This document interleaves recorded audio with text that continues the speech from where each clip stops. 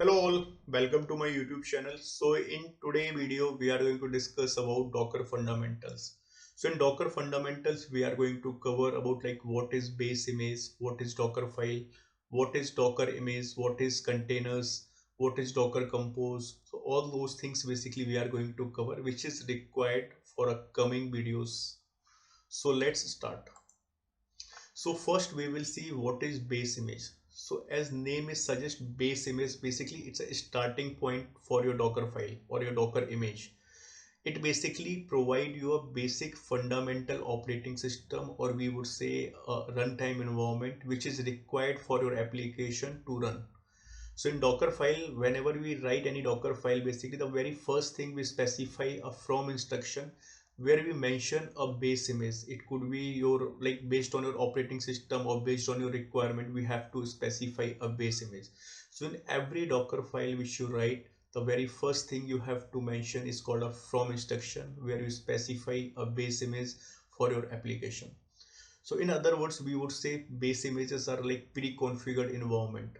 So basically whatever you need to run your application, like in containers we cannot use complete operating system, so we need some kind of minimal operating system or a small size of operating system, or I would say application runtime. It could be either PHP, Python, Node.js, whatever runtime, Node.js. So whatever runtime you need, all the base images are already available in Docker Hub, so you can basically utilize those already built-in images for your Docker file.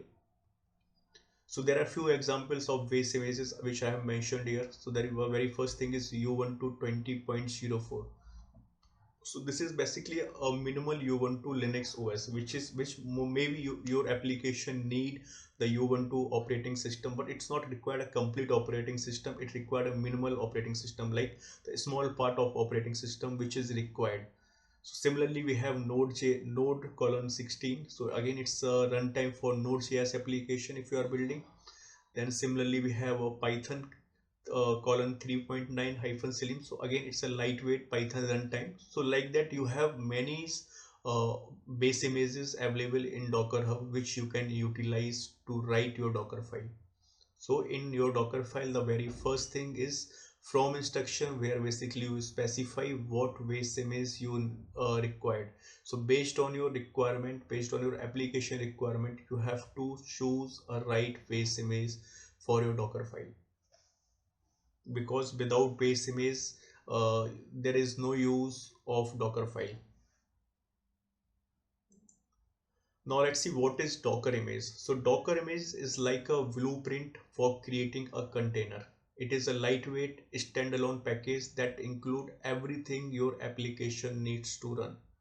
So in Docker image, your application code will be there, your application runtime will be there, your application dependencies will be there, all your configuration which is required for your application, everything will be there in Docker image file. So whenever you create a container for any environment, either it could be a dev, QA, test, or prod, UAT, you have to just pull the Docker image and you just have to manipulate the configuration based on your environment and your container is ready. So basically it is something called a recipe for your containers, or I would say to create a container. Basically Docker image is a recipe. So once you have a Docker image, you can create a multiple container from it. And again, it is not like if you delete your container, your Docker image will also be deleted. No, your Docker image is something which is stored in a central repositories. It could be Azure if you are using, it could be Azure Container Registries, or if you are using Amazon, then it could be a ECR, or if it's a Docker Hub, then you can utilize a public repositories where you can save your Docker images. So it is not like you, if you are deleting your containers, your image still will be available. You can every time whenever you need it, you just have to pull the Docker image from the Docker Hub or any private registry, which whatever you are using. So Docker images are basically read only. The base image which you mentioned in Docker image, you cannot modify it. It's again a portable, because you can use a Docker image for any environment wherever you want to run your containers.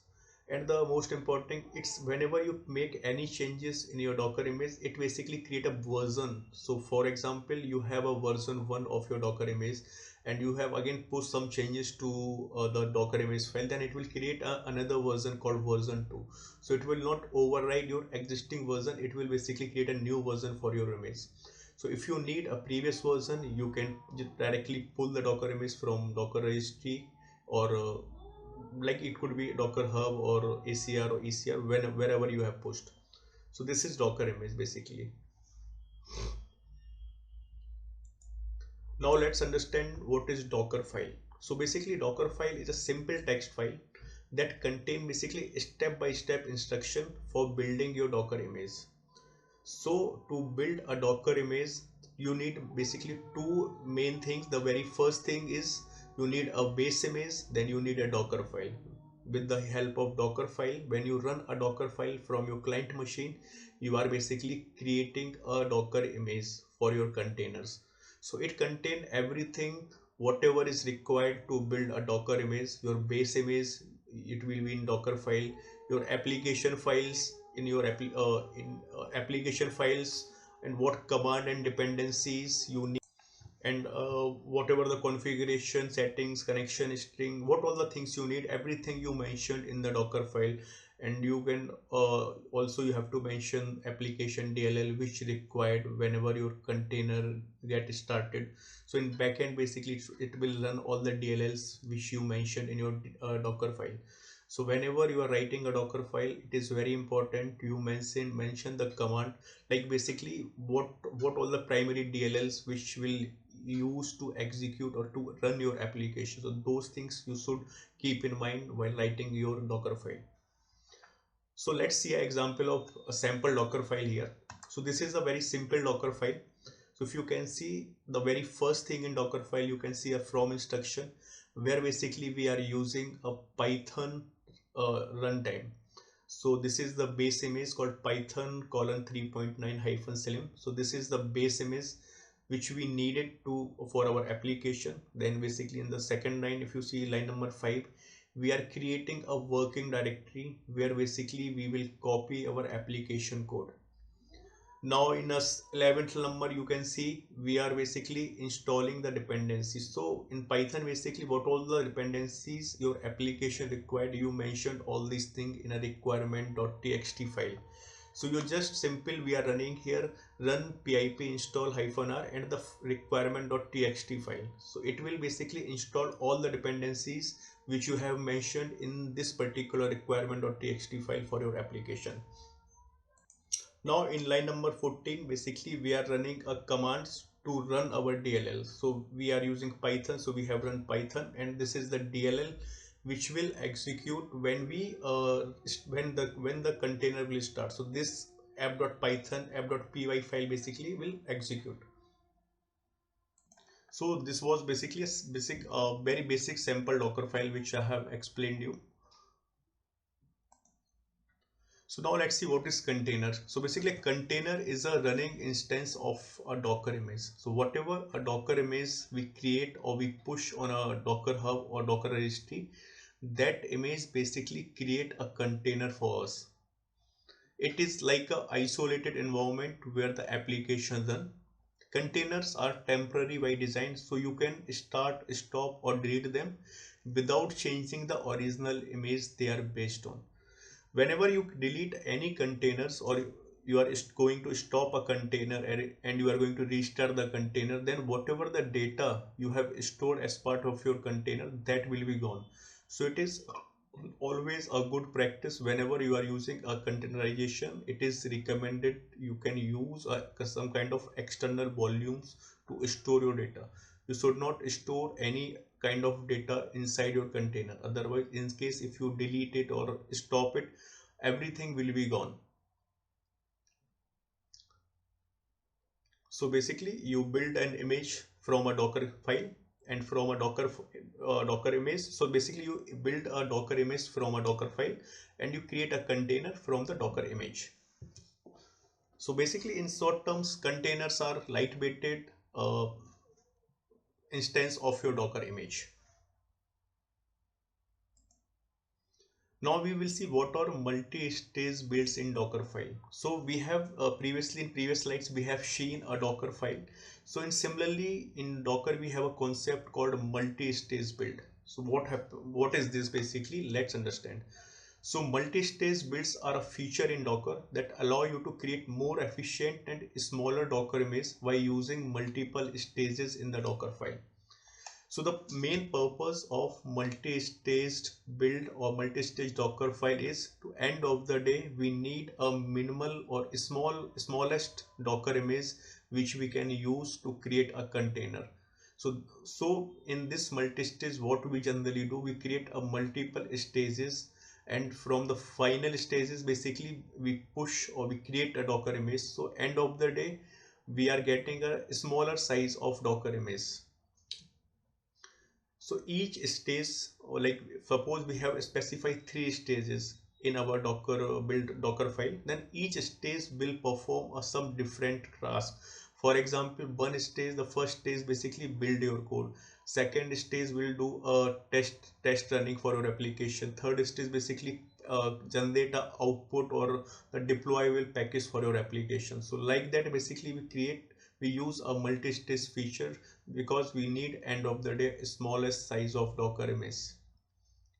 So the final image basically which we will publish as part of multi-stage build file, basically that will contain a runtime files only which is required to run your application, and whatever the build tools and everything we will leave it, all the artifacts basically we will leave it, and the execution part, like whatever the executable part we need to run our application, those file basically we will take it as a final output or the final Docker image.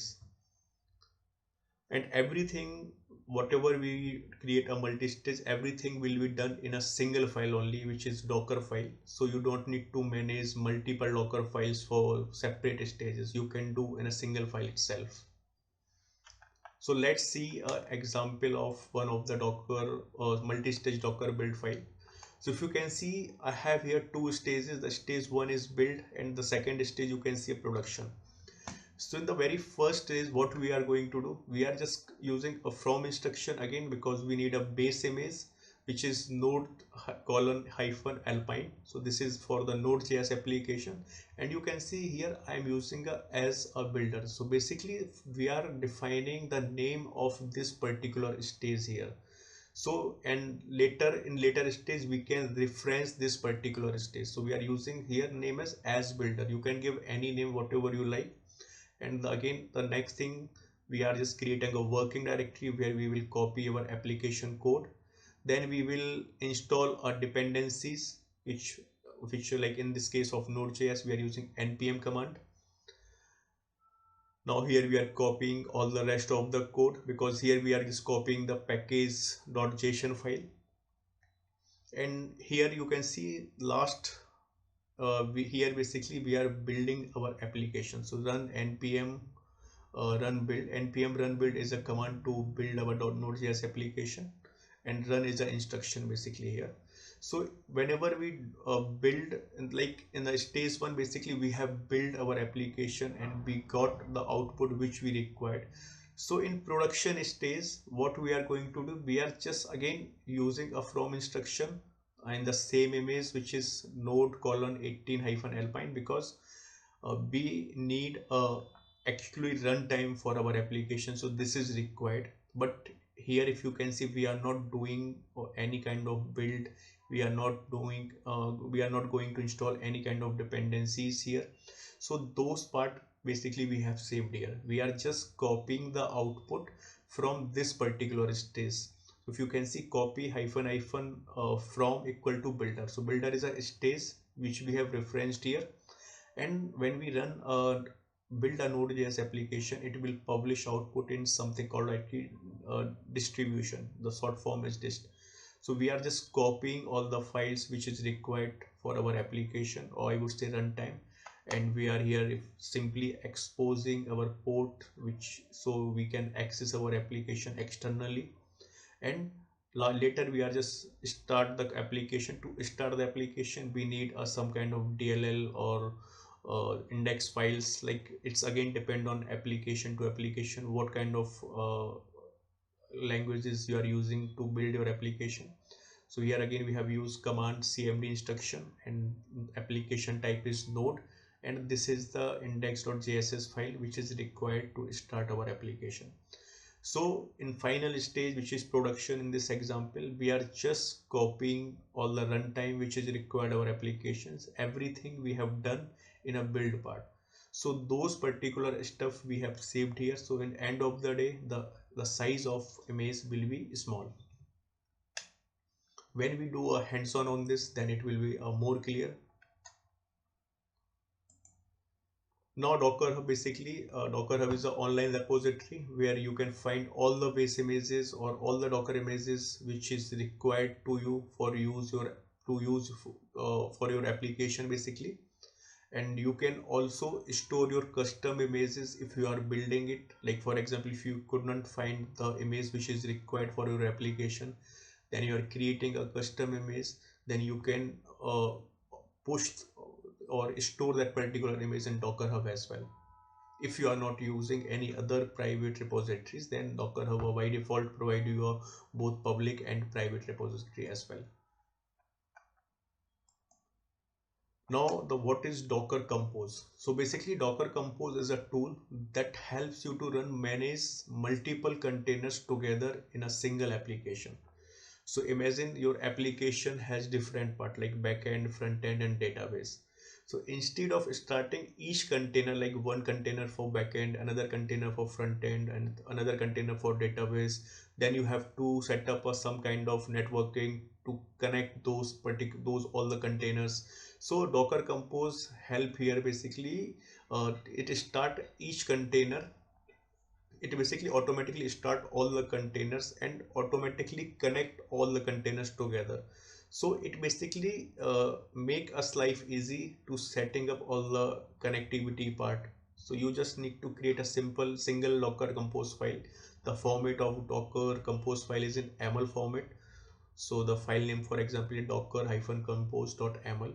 So here you have to write all the instruction whatever you required for your application, like for backend, front end, and database, and you just simply run the docker compose command and mention the file name of your docker compose file name, and it will basically create a container, all the containers for you, and or basically it will start all the containers and it will set up a connectivity between them.